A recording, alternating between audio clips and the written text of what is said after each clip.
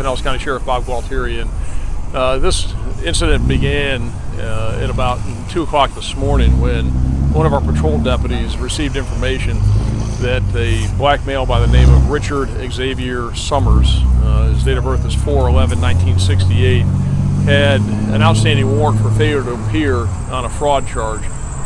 The deputy received that information from a bondsman who had bonded him out of jail and was looking for him because he had failed to appear on the charge that the bondsman had him out on. His information was conveyed to the deputy and some investigation was done. It was determined that Summers had a very, very extensive criminal history, including armed trafficking and drugs and a variety of other violent crimes, and it was known that he carried a gun. The deputy conveyed the information to our violent offender warrant unit. They began their investigation today, and they were able to locate Summers at a nearby location where he was picking up money from someone, and he was picking up the money because he had told people that he was going to flee the country. He ended up going to a Wells Fargo bank a couple miles away, and he was at that Wells Fargo bank cashing a check from the person that he had obtained it from to flee. Information again was obtained that he was armed when he was at the bank, and he got to the bank by calling an Uber driver. So the Uber driver was carrying him and transporting him around. And after they left the bank, a decision was made to go ahead and effect a traffic stop. But because the detectives knew that he was armed, they decided to do what we call a felony traffic stop, which is a certain way of conducting it where the safety of the deputies is paramount and they don't actually approach the vehicle. So they began to conduct the traffic stop right out here to my right on Ulmerton Road. The Uber driver continued traveling westbound and pulled into the parking lot just to the west behind us. As he pulled into the parking lot, he was given directions to stop. He did, and as they conducted that felony traffic stop, the Uber driver and the passenger, who was Summers, were told to put their hands up in the air. The Uber driver complied, Summers did not, and he was fumbling around inside the car for a period of time. He was continually given instructions to show his hands, and to comply with the deputy's commands. He didn't, and all of a sudden he opened the front passenger door where he was seated. He had a Glock semi-automatic handgun. As he got out of the car, he turned toward the back or to the east where the deputies were and fired at the deputies. There was a round in one of the deputies' cars from where he fired. There were 6 detectives who returned fire. All 6 of them fired semi-automatic handguns and or a rifle, striking Summers, and he's dead here at the scene. That's what we know right now. It's pretty straightforward from what we can tell. He got out of the car with a gun in his hand and pointed at the cops, and the cops returned fire. He actually fired. They can see the round in the hood of one of the detectives' cars. It's about all we know at this point. The investigation is ongoing. We'll be here for a while and continuing to conduct interviews. There were numerous civilian witnesses to this as well.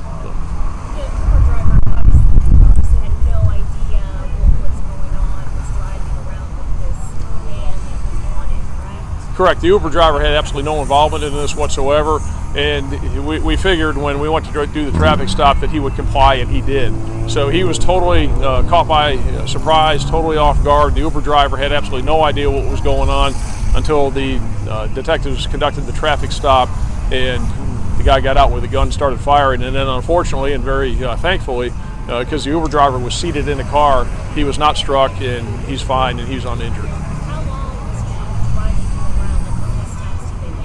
Well, he stopped at a business down here in Pinellas Park where he picked up a check, went to a nearby Wells Fargo, and then came here. So it wasn't that long, probably 30 minutes or so. Where did the Uber driver pick up the suspect? I believe it was down here at a business down here in Pinellas Park. Can you say his name again, please? Yeah, his name is Richard Xavier Summers. 4/11/68 is his date of birth. And that business across the street where we see the crime scene tape? What is that for?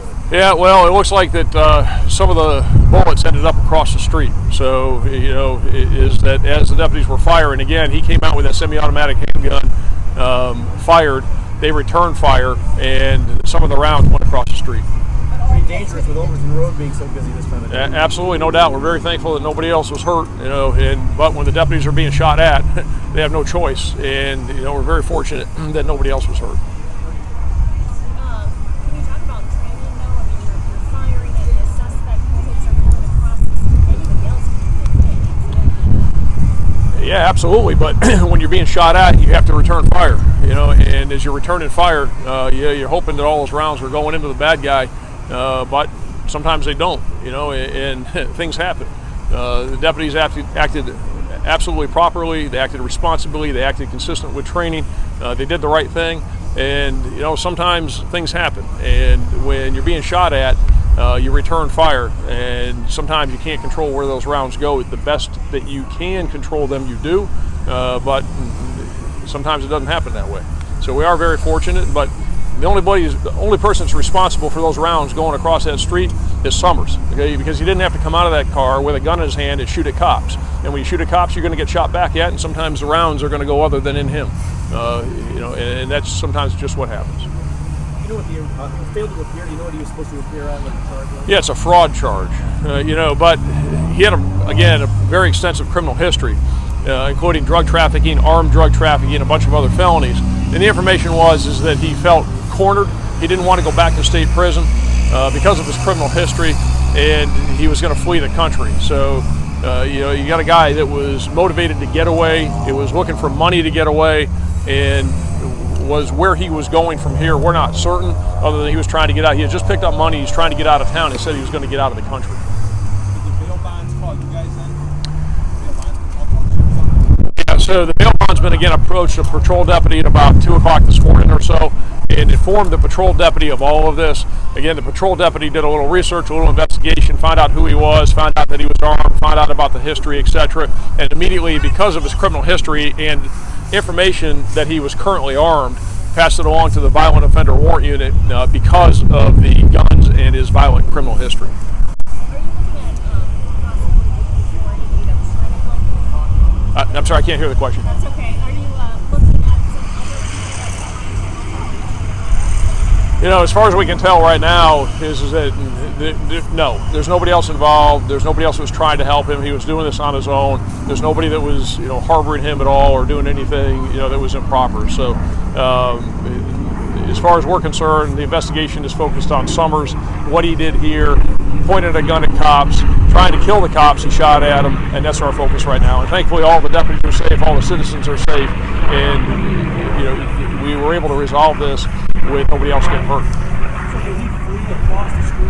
No, he got out of the car. So the car parks to the west. So behind me, as the car pulls in, he's seated facing west in the front passenger seat of the car. So as he's in that passenger seat, he opens the door, and as he opens the door, he gets out, and he comes right back like this, pointing the gun at the deputies, fires the round, and the round is in the detective's car. And so no question he fired. And then when he fired at them, they of course returned fire. So as he's coming out of the car swinging like this, pointing the gun at them, that's when they fired after he did.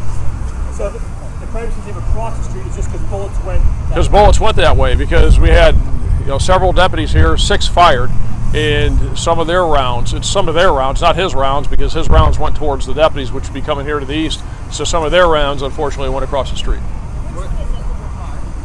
The Uber car's the one there. It's got the Marine Corps tag on it.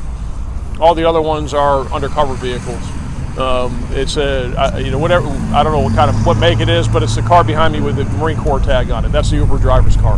Were all of the cars following unmarked detectives' cars? Not all of them. The one car that you see behind me that's marked, that's a K9 car. That car was part of it and part of the takedown of the apprehension as well too. So they're all unmarked. They all had blue lights. They all had lights on them, but one of them was a marked car with a light bar on it.